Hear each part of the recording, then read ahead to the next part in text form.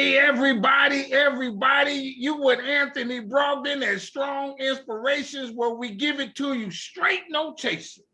Let me tell you, my friends, I put an ice cube in it, 1 or 2 ice cubes, how many you want.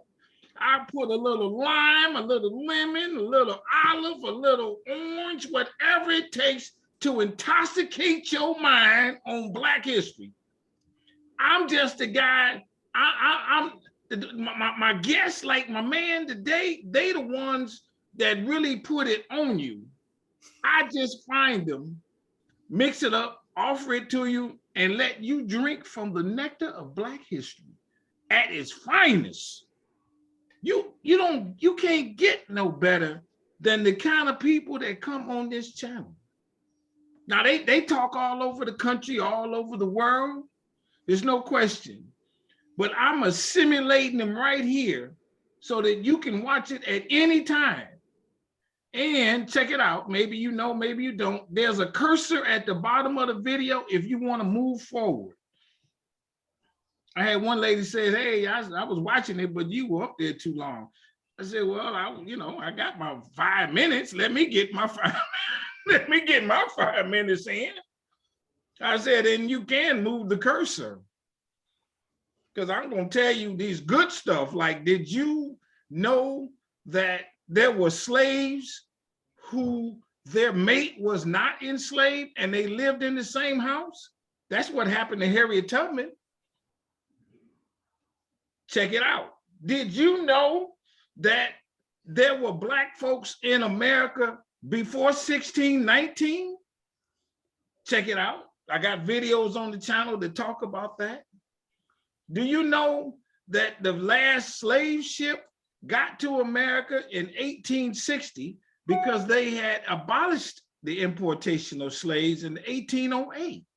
And there was still them guys saying, hey, we're going to get around that rule. There was a guy out of Mobile, Alabama, who got around that rule, rich white guy, what have you, and he brought 110 slaves here.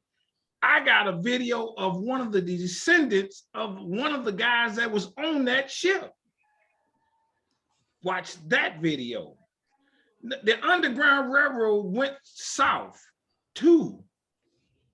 When they was having them slaves in Georgia and South Carolina and whatnot, they ran to Florida, which was under a Spanish rule, right? And got to a fort called Fort Mose, and they said, hey, now we can get our own gun. So come up in here and try to get one of us to go back with you and see what you gonna take with you.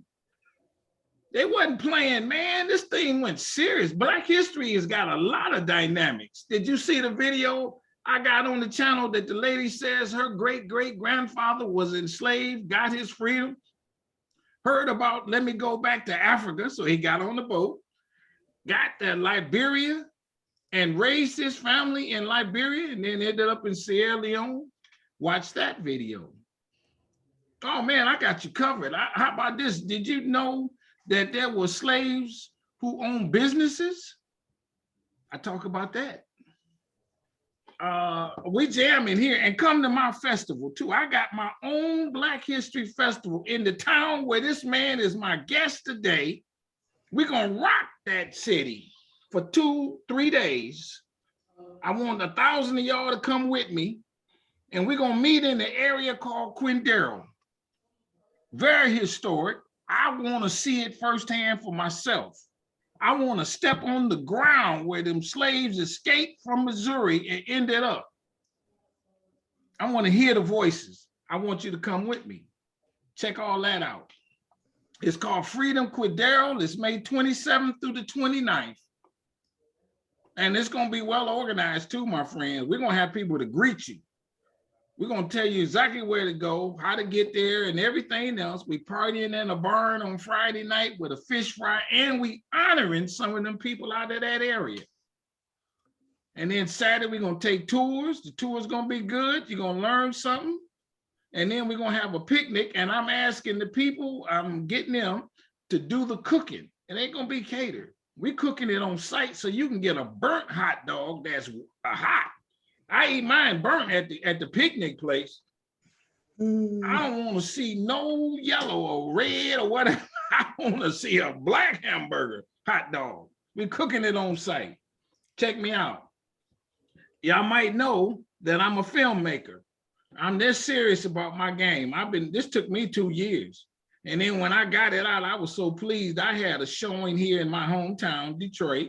And then I had a showing the next week in Harlem, New York. And then I went the week after that to LA, acting like I'm big time. I was big time after I spent all that money. And I've been to 40 cities showing my movie. Y'all can watch it on Amazon now. Read my book. I'm that much thorough. I wrote a book on it, and the book is good. I've had people tell me that. Somebody said it's the most comprehensive, easy to read Black history book they've ever run across. Because I don't add no commentary, man. I ain't doing that. I ain't thinking I can interpret the fact. I let the fact stand on its own merit. And listen to this. This is somewhat of what my man gonna talk about on the channel. I list at least 30 Black-owned newspapers. How about this? Frederick Douglass, the North Star, was not the first one. There were other Black newspapers before him. And one of the things that I talk about, you know how he made money? He sold subscriptions. He couldn't give you the paper for free, so you had to give him a nickel, a dime, a penny, or something to get the paper. And we talk about that in this movie. And I list a bunch of newspapers. That was the voice of the Black community. That's how we heard things, because you got to understand them, man. Them other guys, they ain't want you to hear some of this stuff that was going on. It would change your opinion or make you think different or make you fight for a cause. The Black newspaper, that's what they did. They did that void. And they went national in many of them publications. You hear me use this word strong a lot, right? Strong is my favorite word. I wish I lived on Strong Street. I got a license plate to say strong. I got banner to say strong. And to me, strong stands for strength, tenacity, resilience, and a sense of oneness, nobility, and grace. And check it out. That is my introduction to my guest today. He's a strong soul brother out of that area. That's what everybody's telling me about him. I'm happy. Come on, a strong man, introduce yourself. Thanks for coming on Strong Inspirations. Well, thanks for having me. My name is Eric Wesson. I am the publisher and managing editor of the Kansas City Call newspaper. We are in our 102nd year of being in publication. So I'm looking forward to the burnt hot dogs. Yeah, there you one go. Of the things, My favorite hot dog is a burnt hot dog. There you go. You know what I'm talking about. Let me ask you this. Are you originally from Kansas City? Born and raised, left here when I graduated from high school, did 6 years in the United States Marine Corps, got out, finished my college degree. I'm a graduate of college, Morehouse College. Oh. And I've been here in Kansas City, took a walk on the wild side, came back in my right mind, and taught elementary school for several years, and decided I wanted to be a journalist. My degrees are in political science and early childhood development. Yeah. But I wanted to be a voice to make a difference in Kansas City because I thought that the Black community was underserved, and I didn't want to run for political office because that is a different story in and of itself. Sure. A lot of times we have underrepresentation, but we vote for people and allow them to represent us simply because they're Black. So I didn't want to do that. I wanted to do something. Let me go on you just a tad longer. Where's the plantation where your family? Were they in the Missouri area? Do you know? My mother was born and raised in Kansas City, Kansas. And see, people get it confused. There's Kansas City, Missouri, right? And then there's Kansas City, Kansas. So my mother was born and raised in Kansas City, Kansas. My father came here to Kansas City by way of the Kansas City Call newspaper from Arkansas. Oh, okay. Okay, well, I'm gonna stay on this though. Her being born there, did her folks prior to her, were they enslaved at one point? Do you know that? My grandfather was, I guess you would call now a Native American, and they Oh, okay. were, from the things that I've learned, he was always in Kansas City, Kansas. So I pick up his life from when he was 12 years old. There's no documentation of anything before that period of time, but at Okay. 12 years old, he was in Kansas City, Kansas. He lived probably about a mile from the Quindaro ruins that you spoke of earlier. Yeah. And he stayed there for a while. He had a liquor store on Fifth Street. When I was a kid, I used to remember going there, and he would sit out in front and play dominoes all day. And he taught me how to play dominoes and taught Yeah. me a little bit about life. So, What is now Kansas City, Kansas? Everybody was the free territory, and Kansas City, Missouri was a slave state. right, right.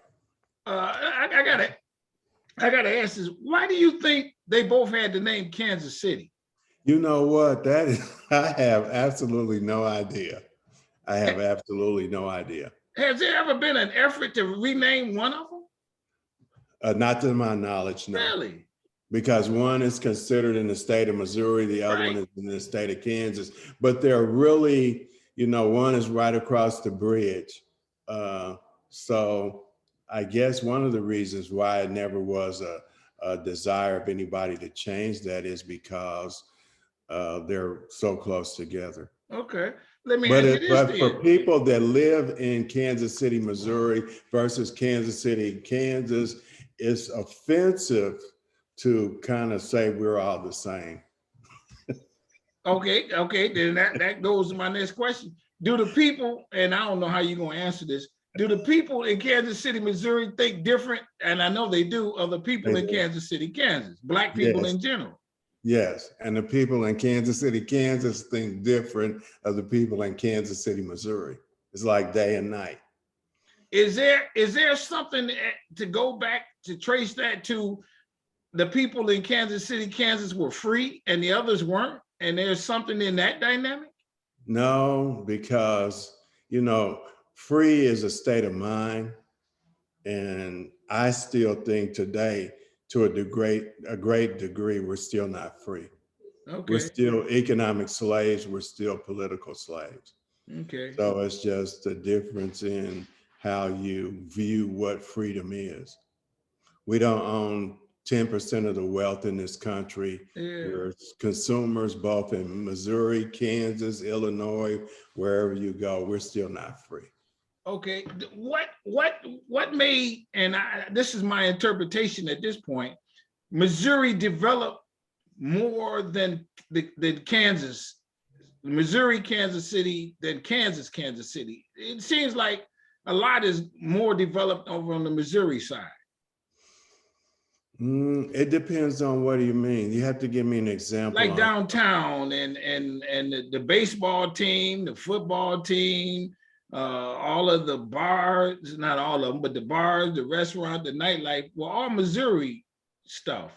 Because I guess you would say that you have more people in the area that's Kansas City that's more inclusive, that would be Black and white and other nationalities versus Kansas City, Kansas, which is predominantly Black.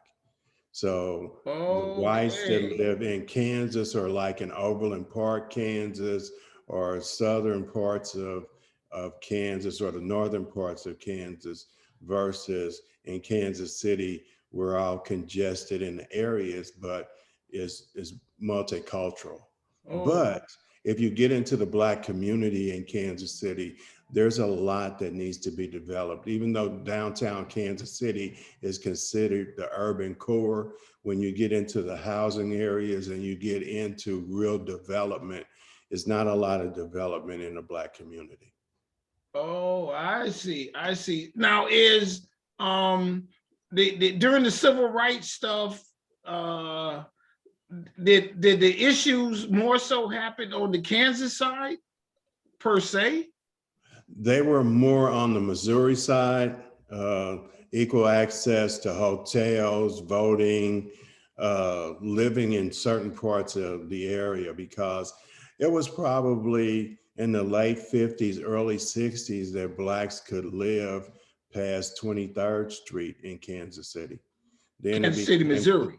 Kansas City, Missouri. Then Okay. it became 27th Street. Then after the Civil Rights Movement and the signing of whatever those laws and bills were, Blacks could start living anywhere in town that they wanted to. But there was a guy here, a white guy here by the name of J.C. Nichols, and Mr. Nichols kept Blacks in a certain area. Blacks couldn't buy houses anywhere that they wanted to. And that's why you have such a racial divide in Kansas City between east of Troost and west of Troost. West of Troost, fully developed. Now, hold on. Okay. We still in the state of Missouri, though. We're still in the state of Okay. Missouri. All right. And Troost is like the racial divide. And the racial divide is kind of moving over a little bit toward Paseo, but the racial divide in Kansas City is a street called Troost. And it separates the, I guess you would say, the haves from the have-nots. And it runs along an area that is considered to be the plaza area. And if you go west of Troost, manicured lawns, sidewalks, curbs, grocery stores. I mean, they're real grocery stores. We would call them supermarkets. But then you come west of Troost, then you have gas stations that sell bread, a package of bologna, and we have kids thinking that that's the store. Yeah. And it's a gas station.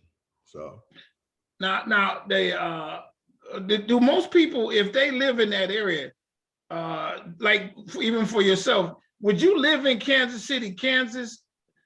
Is it easy for you to say, okay, I'm gonna buy a house over there and I'm so close to work, it's no big deal? Or most people stay on that particular side of the water? I would stay in Missouri.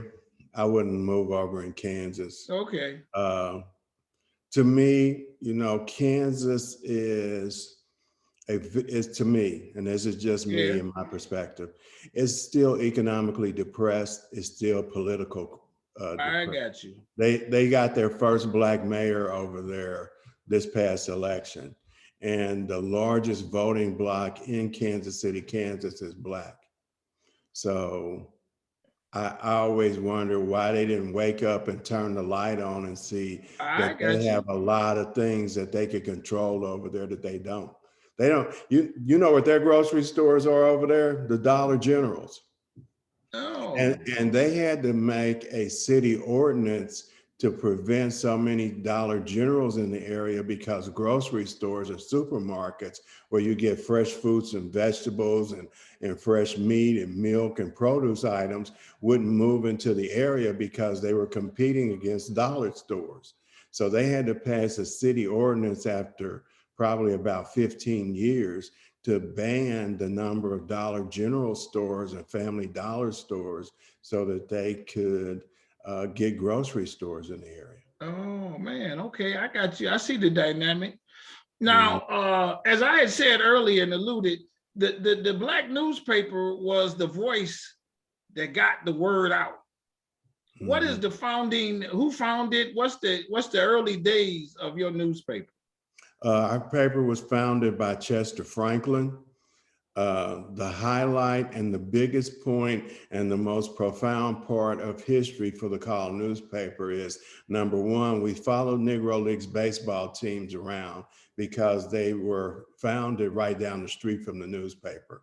We're on 18th Street. Negro Leagues baseball was created in the YMCA on the corner of 18th and Paseo. So it's like 3 blocks difference. But the biggest aspect, and that's by Ruby Foster. You know that, right? Right. Okay, so the biggest portion or the biggest historic part of the newspaper is our obituary section. And our obituary section is unique because that's one of our biggest revenue generators for the paper. But the profound history part about it is that Mr. Franklin and A. Philip Randolph, who was in charge of the Pullman porters, were boys.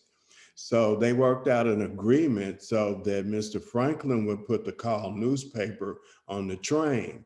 And the Pullman porters, when they pulled into the various stops along the way in the South, they would throw the papers out into the dock area. So people would get the Call newspaper, they would get it, read it, they would return to the obituary section, and that they would see that Joe Smith died, he worked at the packing house, he lived at such and such address. So they would look at that and say, hey, it's a job available in Kansas City, and they would move up here, get the job, then send for their families to come and move in Kansas City. And there are a lot of Black people in Kansas City that migrated from the South based upon the Call newspaper and obituaries. And that's our niche audience, and that's our niche selling point. You know, people read the front page, the editorial page, and the back page, but our obituary section, 6 to 8 pages, that's one of our biggest selling aspects. Was it always called the Kansas City Call? It was always called the Kansas City Call. What year did it actually, first newspaper come off the press and that kind of thing? Well, it started off as a newsletter. It was 2 pages. It started in 1919. Okay. Then probably about 3 weeks after that, he developed a complete newspaper. Mr. Franklin was very unique in that his family was pretty wealthy when he moved here from Denver. And then he took his mother, and I think his father had died, left him some money. They took that money and invested it in the newspaper. They had a apartment here that when they bought the building, they built an apartment upstairs that had velour, velvet, wallpaper. They were pretty well-to-do Black people. And he just invested all of his money in the newspaper. Now there were a number of newspapers that preceded the Kansas City Call. Are there Absolutely. some out of that same area, or did he just fill that void for the Kansas City people? How, so on and so forth.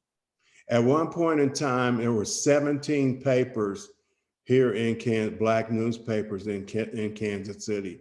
It went down to 11 papers, then it went down to 7 papers.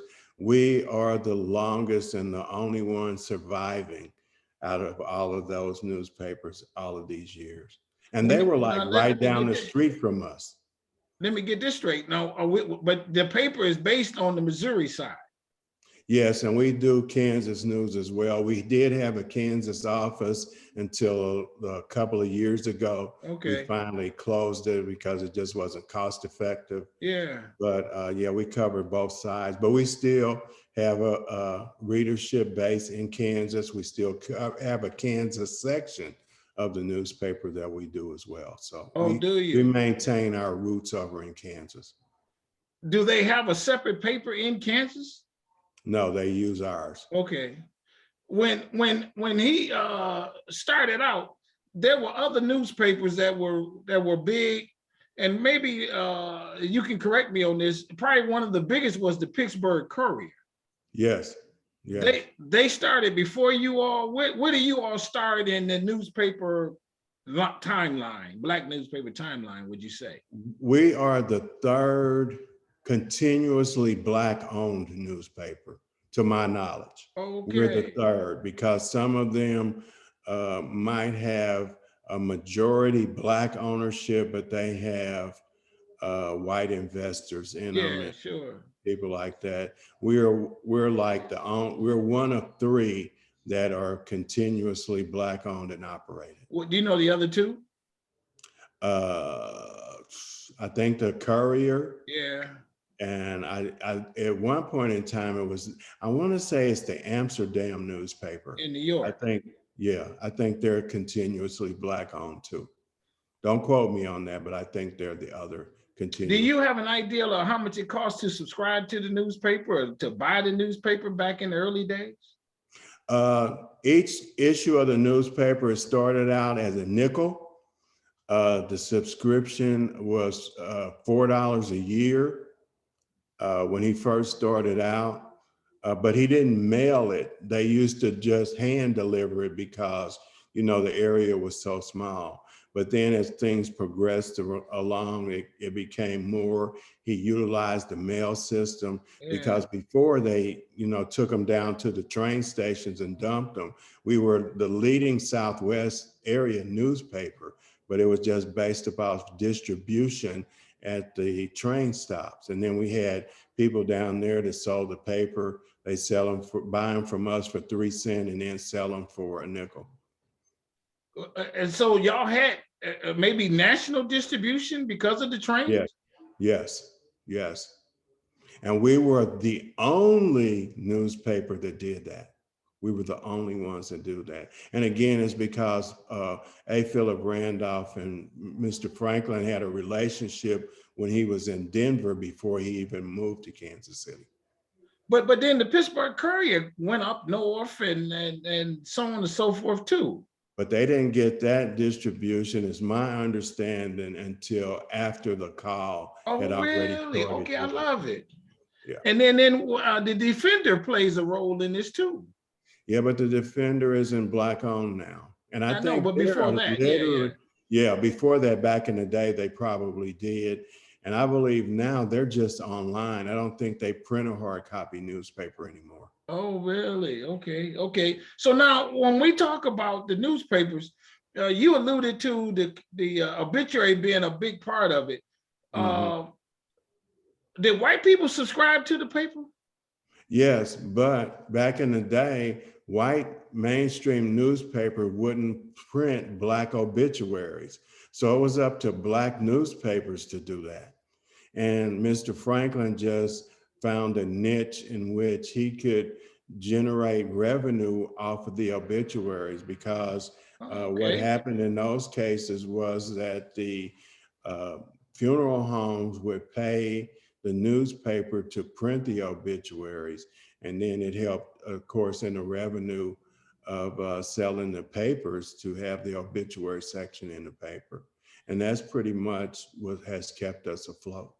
Was there ever a moment where he printed something, or anybody else over the years, that was controversial to address some civil rights indiscretion, some police brutality, and the KKK showed up at the door one night and was going, or some racists and do something to the paper? I believe that there were those type of situations that did occur, but back in the day, Black people stood up and they wouldn't allow that. So, really? Yeah, I think there were several lynching articles that were printed in the 40s and 50s that kind of got up underneath some people's dandruff or get under their skin, and they kind of retaliated against the paper. But Mr. Franklin was financially sufficient, so he didn't have to depend on white people to give us money to keep the paper going. Who advertised in the paper in them early days? Were Black people, or they had white advertisers too, though? Black businesses. The first white advertisement that we have that I can document was Greenleaf's Cadillac. They were a Cadillac dealership here in Kansas City. Then after they started buying ads from us, it turned over to other car dealerships because Black people bought Cadillacs. They bought Buicks. That was the thing. They bought Chevrolet. So once the Greenleaf started buying ads from us, then the other white car dealerships did. But mind you, that was not until the early 60s, late 50s. Really? Early. So he maintained and kept the newspaper afloat based on Black dollars. Madam C.J. Walker's beauty school, she was a regular advertiser in the paper. We had the Black churches here. They were regular advertisers. Okay, I love it. So that's how we got. In terms of the writers, what was... We had like 50 something writers back in the day. Oh, really? Yeah. We had like 50 something writers back in the day. Was there ever a controversial moment that y'all wrote that happened in Kansas City that made national news and it was picked up maybe because of the paper? I would say that the lynchings were Yeah. always something that would, and of course, voting rights and civil rights issues, because a lot of that came from Kansas City. Oh, So it was a really? lot of that. Definitely Negro Leagues baseball. Yeah. Definitely that. Jackie Robinson, he was a mainstay in the newspaper. And when he changed over from Negro Leagues to Major Leagues, it was stories that the call covered about him that made national news. Stories about him and his family or Yes, background or yes. otherwise. Satchel Paige. Satchel Paige, we did a lot with that because one, Satchel Paige lived here, and two, he was such a phenomenal baseball player. So Okay. a lot of stuff that we did was picked up with the National Wire too. Has there ever been, are y'all in the same building that it was started in? Yes, yes, we are. Temporarily, we are moved out of that building because I have to have some brownfield cleanup done in the building. So we Yeah. moved down the street, but yeah, we're still in that same building. You said earlier that you wanted to do this because it was your way of telling Black history stories and getting the word out and stuff. No, not Black history stories, issues in the Issues, community. okay. Because to me, it was And the like, newspaper does that. That's yeah, one of your charges, isn't it? yes, it is. Right here on the corner of where my building is, it's a sign that says Vine Street. It is people that come here from all over the world, white, Asian, you name it. Yeah. And they stand under that sign and take a picture, but we can't get 3 blocks developed. That is an issue. Yeah. Okay, I got you there. And I like that. And so you address those. I mean, I address them. okay, how about this? Do you Police brutality. We got police killing unarmed yeah. Black men here. I can write about that. I think we were like one of the first cities in the United States to actually convict a white police officer. Well, first time in Kansas City history where a white police officer was convicted for killing a Black man. What was And this that? is in 2021 when it happened. So the police department is 146 years. So the first time in 146 years, a white police officer was convicted of killing a Black man. So this is really your chance, and I suspect you take it to share your opinion on things. Absolutely. I got a whole editorial page to do that. No, but and then covering news stories as well. That makes you controversial. Absolutely. And I love it because God got me here to do something. At least that's something that I can do. Do you all at the paper have any events or something like that? I'm sure you promote all the other events that go on, Yeah. but it's not like the founding day, let's gather or anything like that of the paper. Well, about once, twice, 3 times a year, I might have a town hall meeting about an issue. Okay, I love it. The housing shortage here, the houseless people. Last year, the city council elected to remove a percentage of money from the police department. I did that story. We had a town hall meeting about that to tell people that it wasn't defunding the police department. It was just that the city council wanted to redirect money in a more efficient manner. Okay. Paying the police department. So we did a town hall meeting for that. Election time, we have town hall forums for elected officials. Okay, I so love it. people can talk to the elected officials for the Black community. This is funny. Do you ever have to go somewhere in disguise so you can get the story? Because they know if you show up, they got to talk straight now. They go, oh man, who was that guy over there with that big afro on? We ain't never seen him before. And as you sitting there taking notes, do you have to play it like that ever?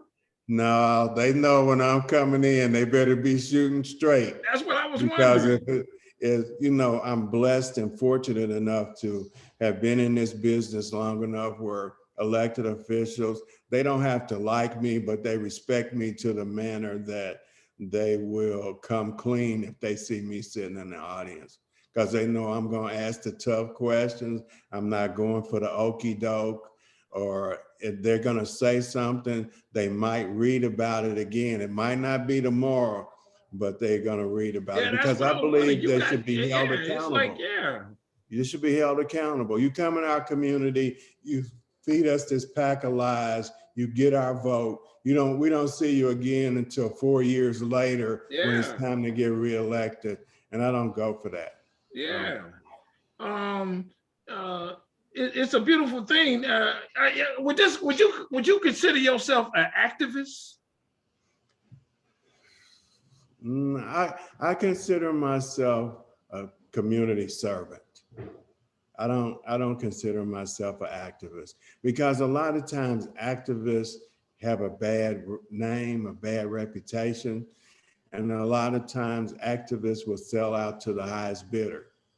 And you have those situations where they get a check, they go sit down in the corner somewhere, they don't say anything. So activist to me has a certain stigma to it that Okay. is community based or oriented. So I consider myself a community servant. There is the National Association of Black Newspaper Publishers Mm-hmm. out of DC, and I've been to the parties at the caucus and that kind of thing. When did they start and bringing the newspapers together? When do you know when they were founded by chance? No. What is who's the largest Black newspaper? Now, And I don't know what to quantify that as. if you talk to any Black newspaper, they'll tell you they're the largest. Yeah. We consider ourselves circulation numbers at 45,000. And this is based upon the Audit Bureau, the number of papers you print, and you figure 3 people, in some places 4 people in the household will read the paper. So you get to count those people. But I've got an online presence as well. I count those numbers. So I say we generate about 45,000 readers every week. Oh man, that's a beautiful thing. And so there's the Amsterdam. Let's name a couple other as we come to close of Black newspapers, not competitors per se, but around the country. You got the Amsterdam. You got who? You got Louisville. They have a newspaper they circulate. The Michigan Detroit Chronicle, Right. I guess one of those papers are around. You got I don't know if you would call the St. Louis American, I guess because their publisher is Black, but they have a lot of white staff members as well. Okay. Louisville, I said Louisville, they've got a paper. There's another paper in Arkansas.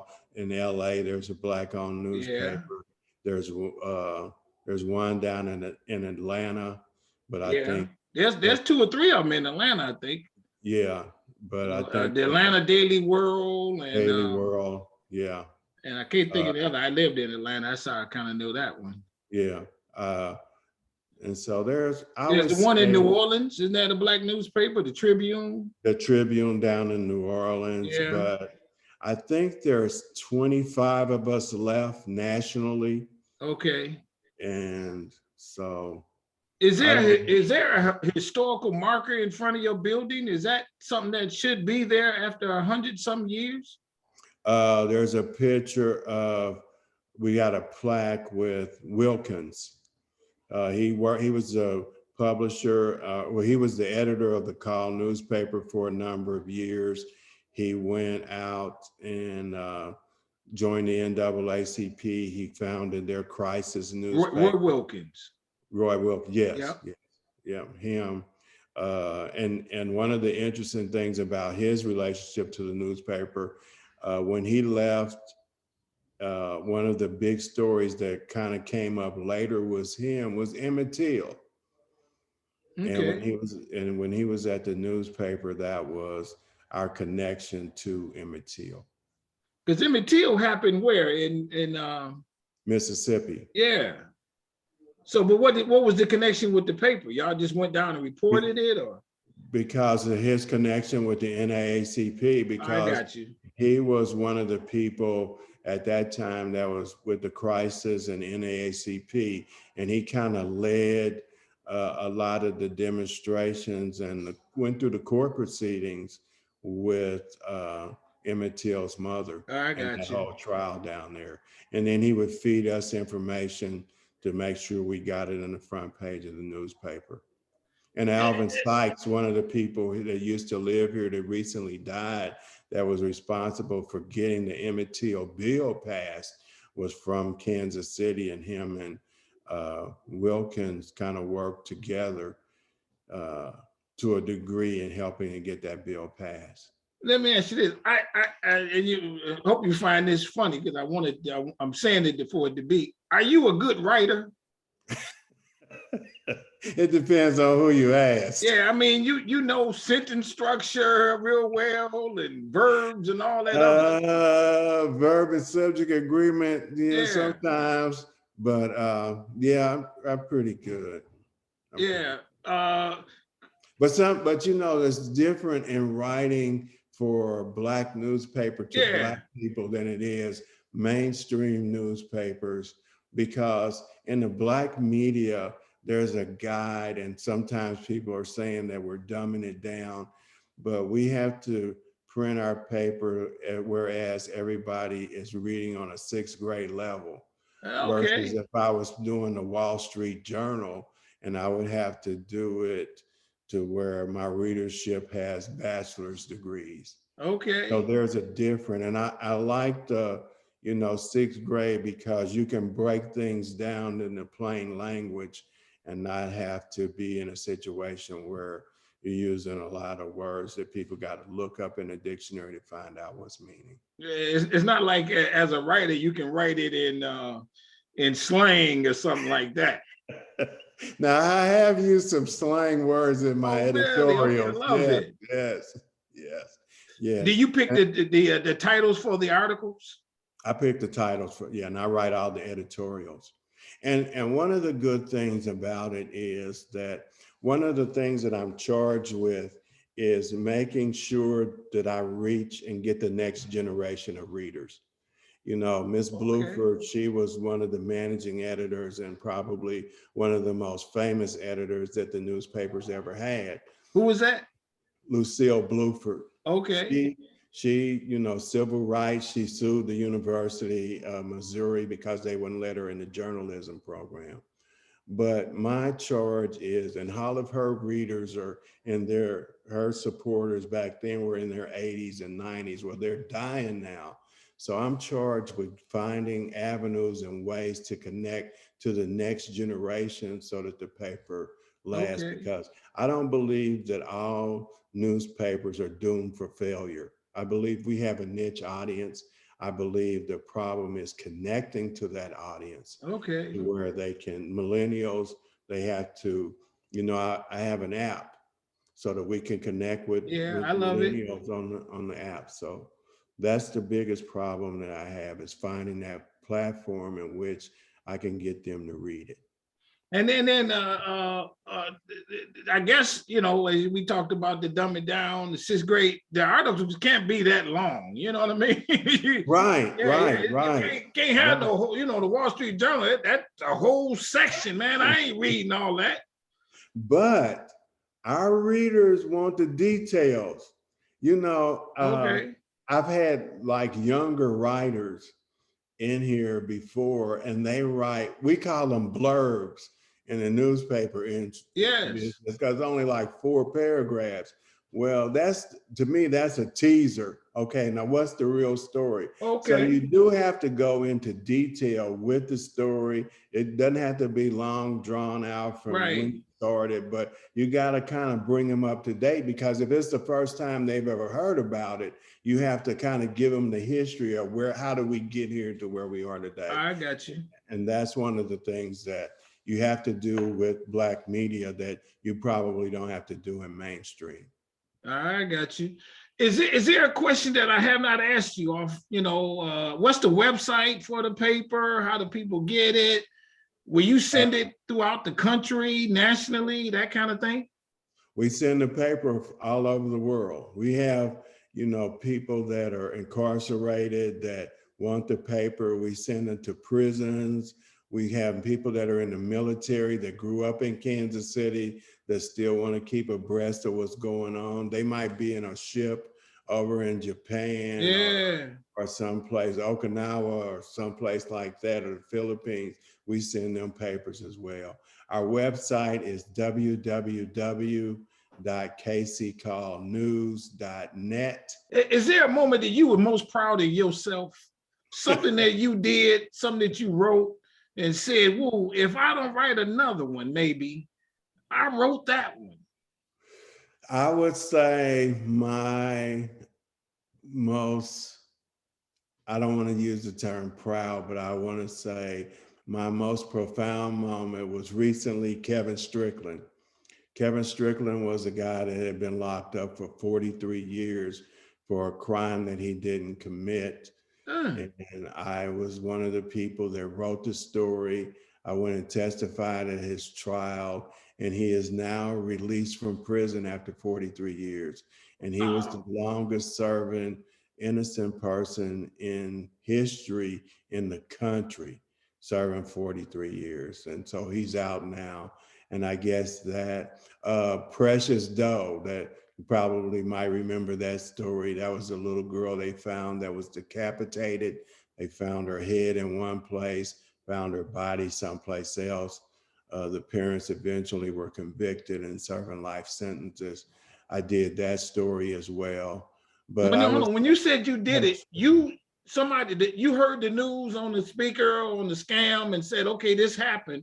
And then you went and found the facts.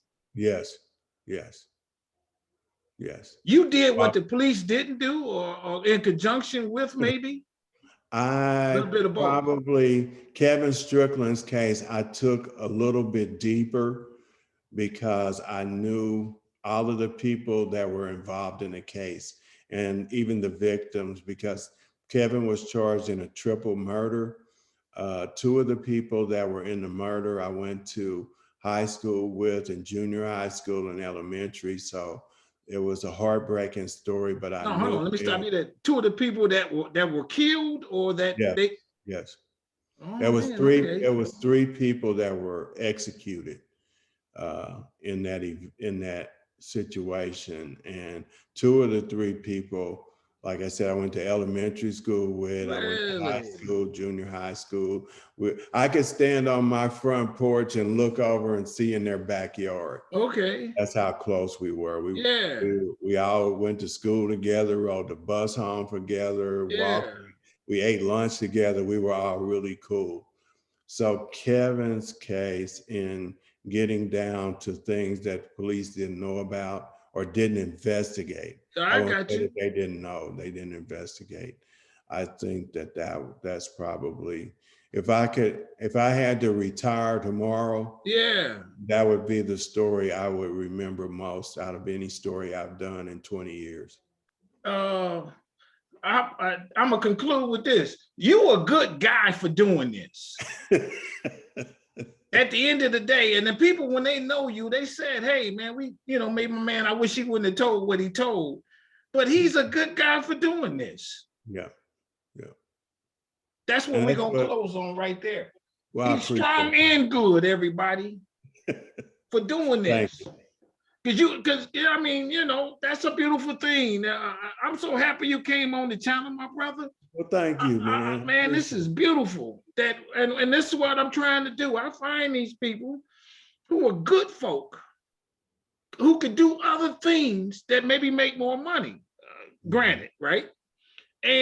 But the charge is, this is my life's mission, to be here, to tell these stories. And if you only told one story in your life, and you told a story that got a man off who had not done nothing in that instance, what a story. Unbelievable.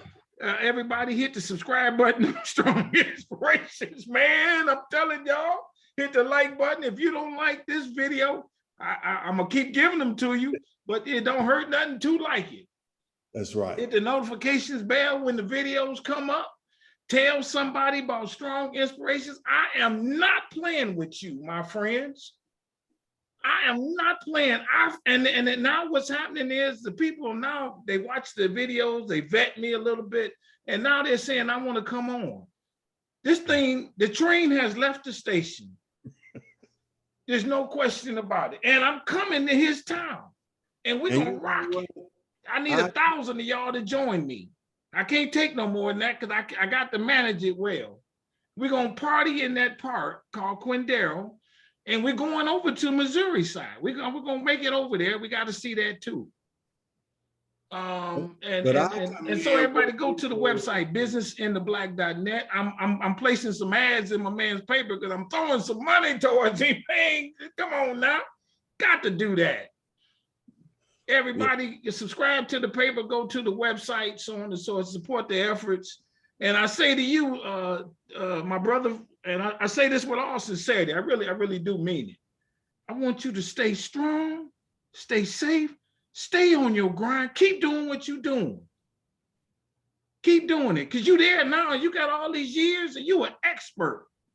You probably, if they heard of you or whatever, could win a Postler and write in it the way you write it, in your style. With the way you put them words together and formulate them paragraphs in that thought process. Ain't nobody better. That's right. I commend you for what you're doing, because we need more of this. Yeah. You know what? Can I say this real quick? We don't have avenues like this. People need to support this, push the like button, subscribe to my man here so that we can keep these kind of programs going. Because if not, man, we getting secondhand information from somebody that don't look like us. And they screw it their way distorted. Too. That's right. That's right. No, that's distorted. That's right. Yeah, they distorted, man. I appreciate that plug, brother. I'm coming down. We're going to party. That's right. Everybody, with that, I'll say bye-bye. You know, so long. I don't eat pork no more, so I'm gonna try to get some beef. Now I can't eat beef neither. I had to give up on that one, but I'm gonna get some turkey ribs or something like that. But I'm gonna get a piece of that barbecue, and I'm gonna hang out, and I'm gonna take a picture on Vine Street and all that other good stuff. We're gonna stop by his place too, and buy some papers and whatnot. So with that, I'll say bye-bye. We out. Thank you so very much for coming on the channel. Peace. Peace.